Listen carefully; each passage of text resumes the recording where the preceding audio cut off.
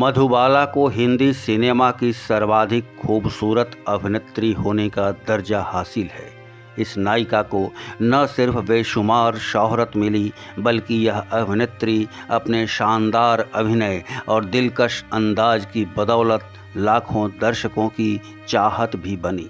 पर प्यार के मामले में मधुबाला का नसीब उसे छलता रहा और उसके पहले प्यार के बीच रुकावट बनकर खड़ा हो गया उसका मजहब इस्लाम। मधुबाला का वास्तविक नाम बेगम मुमताज़ जहां देहलवी था, जो अताउल्लाह खां की बेटी थी। मशहूर अभिनेत्री मधुबाला ने अभिनेता प्रेम नाथ के साथ बदला और साकी समेत कई फिल्में की थी। यही अभिनेता प्रेम नाथ, जो बाद के वर्षों में नामी विलेन बने, मधुबाला के पहला प्यार बने थे। एक दिन मधुबाला ने प्रेमनाथ को प्रेम प्रस्ताव भेजा, क्योंकि वह प्रेमनाथ के प्यार में दीवानी हो रही थी। दिल के हाथों मजबूर मधुबाला ने प्रेमनाथ को प्रेम पत्र के साथ गुलाब भी भेजा था। प्रेम पत्र में मधुबाला ने लिखा था कि यदि तुम्हें मेरा प्रेम मंजूर है तो गुलाब को स्वीकार कर लो।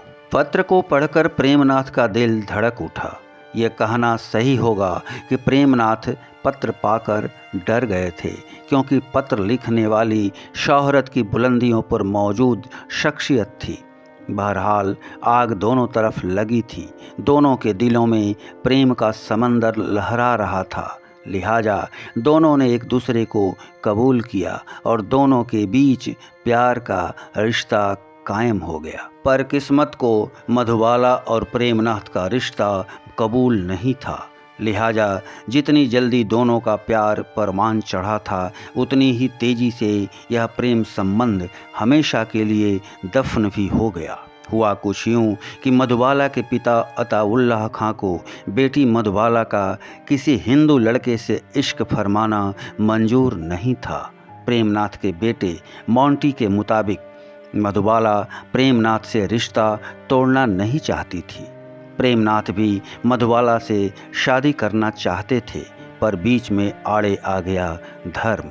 मधुबाला ने प्रेमनाथ को कहा कि वे पहले इस्लाम धर्म अपनाएं, फिर मुझसे निकाह कर लें।